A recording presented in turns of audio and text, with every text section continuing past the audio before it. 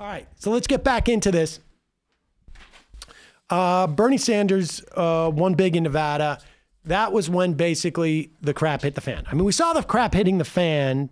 No, you know what? First we're going to do is the Roundup. A lot of news we missed the last week. I'm going to do this very quickly. I'm going to do it in like 3 minutes. A bunch of stories. You ready? This is going to go quick, folks. All right, here we go. Supreme Court on Monday said it's going to take up a dispute between the city of Philadelphia and a Catholic charity over the suitability of same-sex parents to provide foster care. Right? Can you believe we're having this argument? Now, the issue is about so-called religious freedom. How much can now obviously a Catholic church can discriminate, say like, only Catholics can be priests. But if they're doing something that is not religious, like being an adoption agency, can they discriminate based upon their beliefs? Like, in other words, if they can do it to same-sex couples, why couldn't they say like, oh, we don't think mixed race couples. We're not into that either. That's against our religion. Yeah, I mean, they could. Well, not up until now, because this is a 30-year-old decision that has been decided at the Supreme Court that in that function they can't. This Supreme Court may have something different to say about it. Meanwhile, an appeals court on Friday, the D.C. Circuit Court, go back and listen to what we've talked about the D.C. Circuit Court. That was a court that it was Harry Reid's getting rid of the filibuster that allowed the Democrats to make sure that court was filled with Democratic-leaning appointees. Second most important court in the country.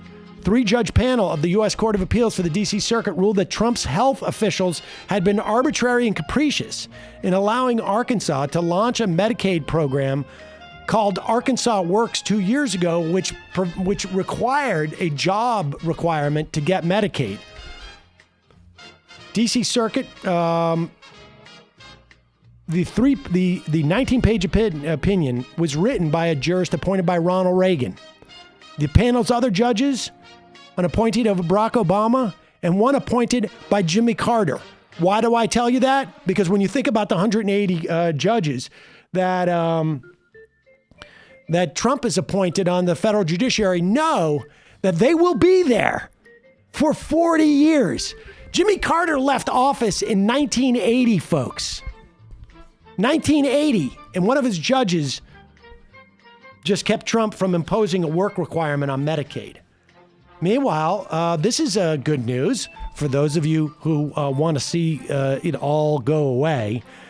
4 of the warmest Januaries have occurred since 2016. You do the math. So far, this winter has been one of the warmest on record for much of the United States. Obviously, a tremendous amount of bad effects ranging from like ticks that you couldn't even believe that didn't exist in Maine now. I mean, it's going to happen all across the country. I did ride my bike to work today, though, so that was nice. Yeah, enjoy it while it lasts, folks. In eastern Kentucky, has been completely underwater for the past couple of weeks. Central Appalachia has experienced catastrophic flooding once again in the first 2 weeks of February. More than 8 inches of water fell, causing Cumberland and Kentucky rivers to reach their highest level in 40 years. More than 200 homes have been damaged. Nearly 100 more have been devastated. There have been more than 100 high water rescues.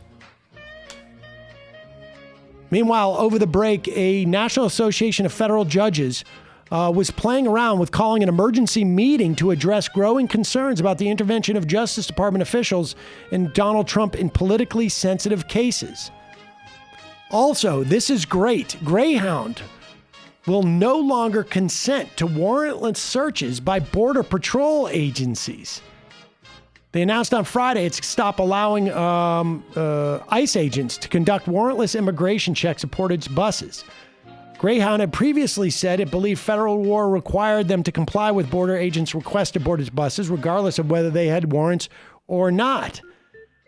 That was a practice that began to ramp up in 2018. In a statement, Greyhound now says it will tell the Department of Homeland Security, under which a CBP falls, that it will no longer assent to warrantless searches of private areas of its company, including buses, terminals, and company offices. They plan to develop training to ensure drivers and other employees follow the new policy. Send them an email. Hell yeah. Go on Twitter and just say congratulations and thank you.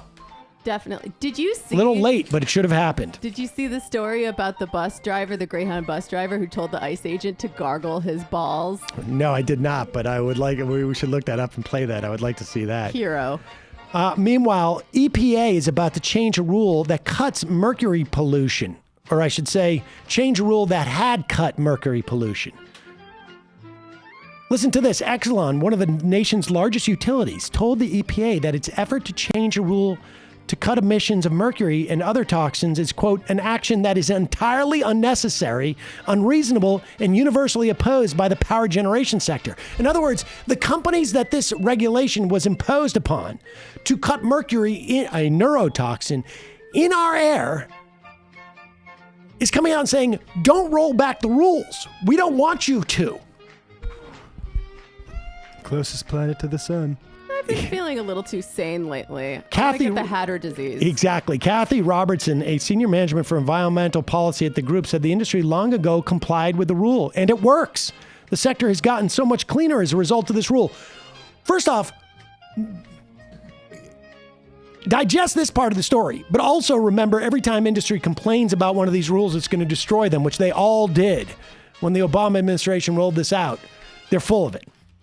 Despite a course of opposition from unions, business groups, and electric utilities, EPA is on the verge of finalizing its proposal as a broader effort to overhaul how the government calculates the health benefits of cleaner air. Coal executives have lobbied for it, arguing it represented one of the worst excesses of what President Trump calls the war on coal. The agency plans to declare, one more time here, that it's not appropriate and necessary for the government to limit harmful pollutants from power plants, even though every utility in America has complied with its standards put in place in 2011 under Obama. While it will technically keep existing restrictions on mercury in place, it means the government will not be able to count collateral benefits, such as reducing soot and smog, when it sets limits on air toxic pollutants. In other words, they do a balancing test. They find the benefits on one side and the detriments on the other side. The detriments are always economic. Okay, which fine. I mean, you know, the safest speed for us to drive would be about 5 miles an hour, but there's detriments to that. You don't get to places on time and whatnot. But what they're doing is they take this scale and they see where it ends up.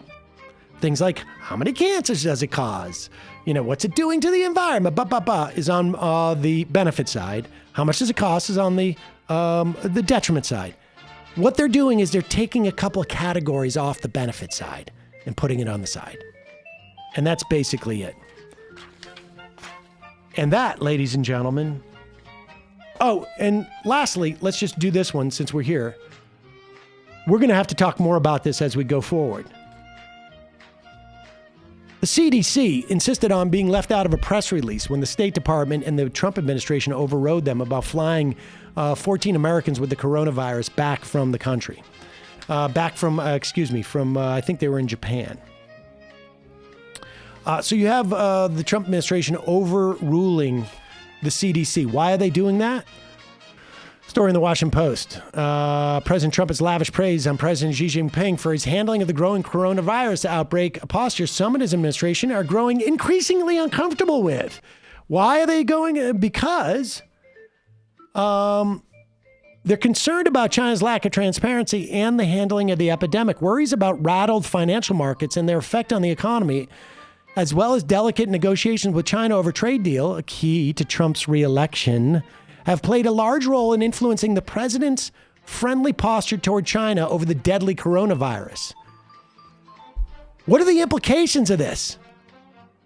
U.S. and international health experts have for weeks expressed concern that China's not been fully transparent about the breadth of the outbreak and that a crackdown on doctors who tried to sound the alarm in December. U.S. officials still do not have the information they repeatedly asked for from China, which some have argued warrants a tougher line from the United States. Why do you think they want this information? because they're trying to figure out how it spreads and how to prevent it from spreading. So far, the U.S. has 15 confirmed cases, though officials have warned they expect to see more on Sunday. The director of the U.S. National of Allergy and Infectious Diseases told the Washington Post that 44 Americans who were traveling on the Diamond Princess cruise in Japan have been infected. Although the United States so far effectively contained the virus, some senior administration officials said there have been tensions within the administration over what information the president should receive, his posture towards China, and what message to send to the American public. Several officials said there's been too much focus on evacuating Americans overseas and too little on what to do if the epidemic spreads within the United States. In other words, Trump doesn't want to rattle the markets, so he's basically shutting down the U.S. response to this.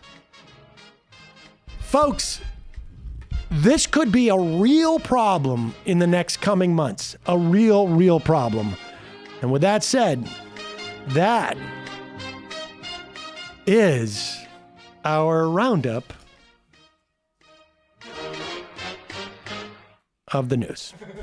Don't sleep on those flu shots either, folks. Yeah, well, the flu shots... Flu kills way more people than coronavirus in this country. That's true. Who knows if the flu shot this year was geared toward coronavirus? No, it wasn't. Yeah. It wasn't. And my understanding is that the efficacy of the flu shot this year was pretty low as it goes, which is around 40%, 45%. That's still... It's much better situation to protect you 4 out of 10 times that you would otherwise get it. Can you imagine, like, China, I do believe, is better at enforcing quarantines than the United States. Can you imagine all the people who would just be forced to go to work with coronavirus in this country? Not only is that a problem. Not only is there I do not believe for a moment that there's anybody even thinking about what they would do with a policy about that. There's been no talk about, like, we don't know what's happening in China. Supposedly, they may be starting to get it contained or not. But we get a lot of our vaccines from China. We get a lot of our iPhones.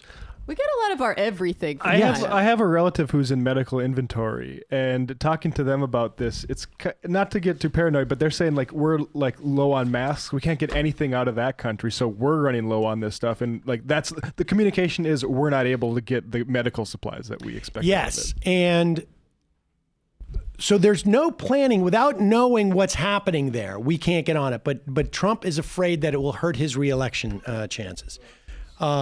It's a scary story. I'm going to be interviewing somebody, hopefully on Ring of Fire this week, about that dynamic. And if I'm able to get the person I want to get, I'll let you know about it and check it out, and we'll get into that. All right, let's.